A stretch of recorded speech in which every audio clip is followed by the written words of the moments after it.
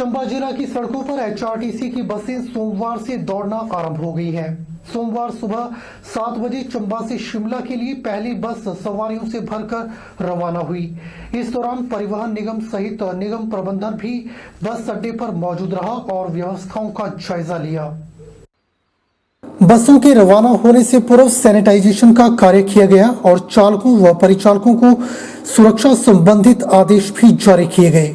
क्षेत्रीय परिवहन अधिकारी चंबा ओमकार सिंह ने बताया कि जिले के 90 रूटों पर सोमवार से बसें दौड़ना आरंभ हो गई हैं। चालकों और परिचालकों की सुरक्षा का विशेष ध्यान रखा गया है। उन्हें फेस शील्ड व फेस मास्क मुहैया करवाए गए हैं। साथ ही चालक व परिचालक के लिए बस में एक अस्थायी कैबिन भी बनाया गया है। यात्रियों को बस में सवार होने से पूर्व व परिचालक से टिकट लेना सुनिश्चित करना होगा। फिलहाल 60% सवारियों के साथ बसें अपने गंतव्य की ओर रवाना होंगी। वहीं क्षेत्रीय प्रबंधक एचआरटीसी सुभाष कुमार ने बताया कि बस सेवा आरंभ करने के लिए निगम प्रबंधन ने सभी तैयारियां पहले से ही पूरी कर ली थी। बसों की सैनिटाइजेशन का विशेष ध्यान रखा जा रहा है। उन्होंने लोगों से भी अपील की कि अनावश्यक रूप से बसों में सफर करने से बचें। जो सरकार ने बसें चलाने का निर्णय दिया था और हमें आदेश दिए थे, उस अनुसार बसों को सैनिटाइज किया जा रहा है और चालकों परिचालकों को भी विशेष हिदायतें निगम प्रबंधन ने दे दी हैं और यात्रियों को भी जागरूक किया जा रहा है कि वह सोशल डिस्टेंसिंग का ख्याल रखें और जो यात्री हैं वे अपना सैनिटाइज़र और पानी साथ में रखें और उन्हीं स्टेशनों पर उतरें जहां आपको चालक उतारता है।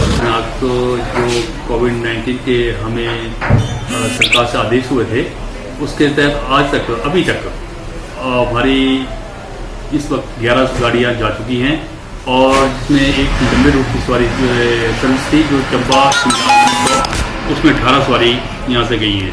अपनी तरफ से हमने पुलिस ऑफिसर्स भी हमारे पास यहाँ पहुँचे हुए हैं बस स्टैंड में और अपनी तरफ से हमें कोई कमी नहीं रखी हुई है। जहाँ तक हमारा ये मुद्दा है चलाने का, हम इसको कंटिन्यू रखेंगे। जैसे जैसे कर्फ्यू में ढील दी जा रही है, लोगों को पूरी जिम्मेवारी से नियमों के साथ आगे बढ़ने की आवश्यकता है। फेस कवर पहनना, सोशल डिस्टेंसिंग और बार बार हाथ धोना, इन नियमों को सबको पालन करना होगा। यह बात उपायुक्त मंडी ऋग्वेद ठाकुर ने मंडी में आयोजित प्रेस वार्ता के दौरान कही। उन्होंने कहा कि यदि कोई व्यक्ति लापरवाही बरतता है तो उसका खामियाजा उसके परिवार और पूरे समाज को भुगतना पड़ सकता है। उन्होंने बताया कि कर्फ्यू में ढील सुबह 6 बजे से लेकर रात 8 बजे तक दी गई है और जिला के साथ पूरे प्रदेश में नाइट कर्फ्यू ही लागू रहेगा और यदि बाहरी राज्य से किसी व्यक्ति ने आना है तो उसे पास के साथ ही आना होगा और इसके लिए उसे ऑनलाइन आवेदन करना होगा। कि जो रिलैक्सेशन दी जा रही है, जो आगे आने वाला समय आगे बढ़ने वाला है, उसमें लोगों को बहुत जिम्मेदारी से आगे बढ़ने की आवश्यकता है। तो हर व्यक्ति को अपनी जिम्मेदारी समझकर आगे बढ़ना है। रिलैक्सेशन दी जा रही है, इकोनॉमिक एक्टिविटीज बढ़ रही है, लोगों की मूवमेंट बढ़ रही है, पर हमें भूलना नहीं चाहिए कि कोरोना वायरस अभी भी हमारे साथ है और उसका खतरा उतना ही है जितना कि मार्च में रहा। कर्फ्यू रिलैक्सेशन सुबह 6 बजे से लेकर रात के 8 बजे तक है। उसको अदरवाइज अगर हम बात करें कि कर्फ्यू सिर्फ रात के 8 बजे से सुबह 6 बजे तक रहेगा, सिर्फ नाइट कर्फ्यू ही रहेगा जिला मंडी में भी, पूरे प्रदेश में भी।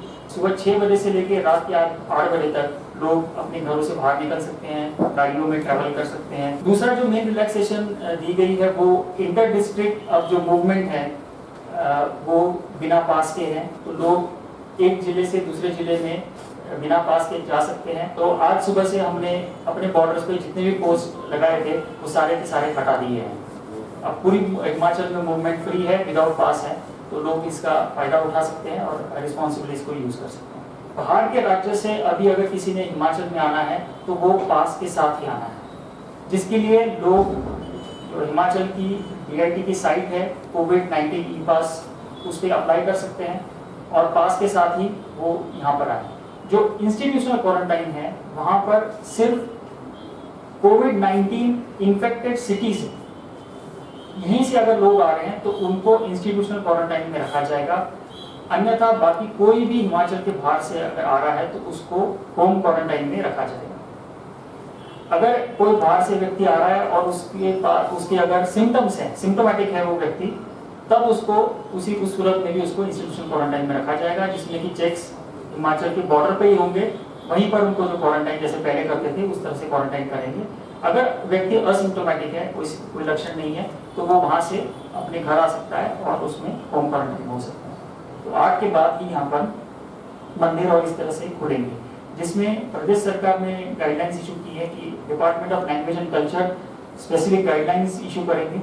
जो गाइडलाइंस आने वाले दिनों में हमारे पास आएंगे, जो आपके साथ भी शेयर करेंगे, और फिर जितने भी ये इंस्टीट्यूशंस है, रिलीजियस इंस्टीट्यूशंस, वो उन गाइडलाइंस के अनुसार आने वाले दिनों में खुल सकते हैं। फतेहपुर विधानसभा क्षेत्र की ग्राम पंचायत नैरना में भाजपा के प्रदेश उपाध्यक्ष कृपाल परमार ने देश के यशस्वी प्रधानमंत्री नरेंद्र मोदी की मन की बात को अपने कार्यकर्ताओं के साथ सुना और पंचायत वासियों को जागरूक किया।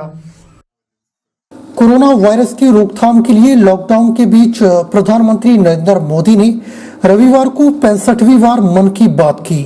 हर महीने के अंतिम रविवार को आने वाले इस कार्यक्रम में पीएम ने कोरोना वायरस, कोरोना योद्धाओं, बंगाल में सुपर साइक्लोन अम्फान, खेतों में टिड्डियों के हमले समेत तमाम मुद्दों पर देश को संबोधित किया। परमार ने कहा कि जैसे कि प्रधानमंत्री नरेंद्र मोदी ने बताया कि कोरोना को लेकर हमारे देश की लैब में हो रही वैक्सीन पर काम को लेकर पूरी दुनिया की नजर है।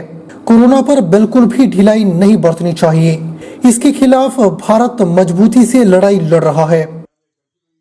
सोशल डिस्टेंसिंग का ध्यान रखते हुए एक टेलीविजन के माध्यम से हमने इस कार्यक्रम को सुना और लोगों में उसके बाद उसमें चर्चा भी की गई कि प्रधानमंत्री जी ने कोरोना से बचने के लिए जैसे योग प्राणायाम की बात की है, वैदिक विधियों की बात की है और किस तरीके से हम पानी, बारिश के पानी को बचाकर हम खेती में इस्तेमाल कर सकते हैं, उसके बारे में चर्चा की और किसानों को जागरूक भी किया। कोरोना का ये 5वां दौर शुरू हुआ है और एक तरह से कहें तो ये कोरोना लॉकडाउन को खुलने की पहली शुरुआत हुई है। आज से बहुत से काम जो हैं वो शुरू हो रहे हैं। आखिरकार 68 दिनों के बाद ज्वालामुखी शहर के सैलून और ब्यूटी पार्लर खुले।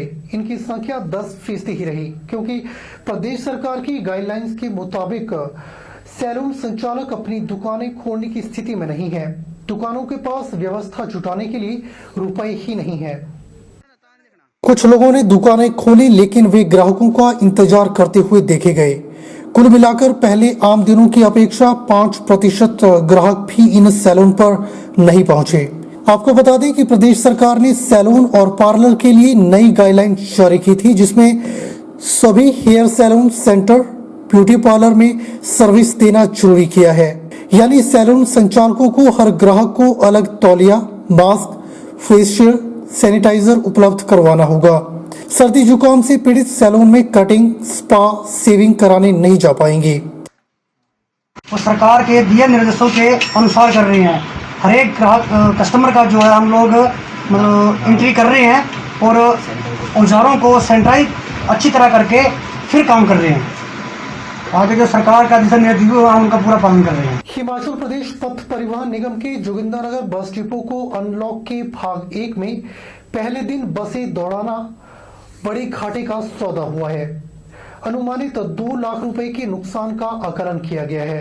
लोगों ने परिवहन निगम की बसों में सफर करने में दिलचस्पी नहीं दिखाई। इस कारण अब अधिकांश रूटों पर बसें न दौड़ाने पर विचार विमर्श भी शुरू हुआ है। सोमवार सुबह जोगिंद्रनगर बस अड्डे से सुबह 7 बजे से शाम 4 बजे तक 48 रूटों पर बसें दौड़ाने का रूट चार्ट तैयार कर लिया गया था, लेकिन दोपहर 2 बजे तक 30 रूटों पर चली निगम की बसों में महज 150 लोगों ने ही सफर किया। इनमें कुछ बसों में सवारियों का आंकड़ा 10 भी पार नहीं कर पाया, जबकि अधिकांश रूटों पर खाली बसें ही दौड़ती रही। और हिमाचल पथ परिवहन निगम की बसें 1 जून से सरकार के आदेशानुसार चलाई जा रही है। सारे कर्मचारी साथी हिमाचल पथ परिवहन निगम के अपनी सेवा में कार्य पे आ चुके हैं। मैं सरकार के इन आदेशों का स्वागत करता हूं और इस महामारी के दौरान जो है प्रदेश सरकार ने बहुत अच्छा अपना योगदान निभाया है। चालक परिचालकों को जो रनिंग स्टाफ है उनको हर प्रकार की चिकित्सा सुविधा जैसे पीपी किट का अभी नहीं मिली है, लेकिन फेस शील्ड, ग्लव्स और अपना मास्क उस प्रदान कर दिए गए हैं। बुलेटिन में फिलहाल वक्त हो चला है छोटे से ब्रेक का। ब्रेक के बाद तुरंत हाजिर होते हैं।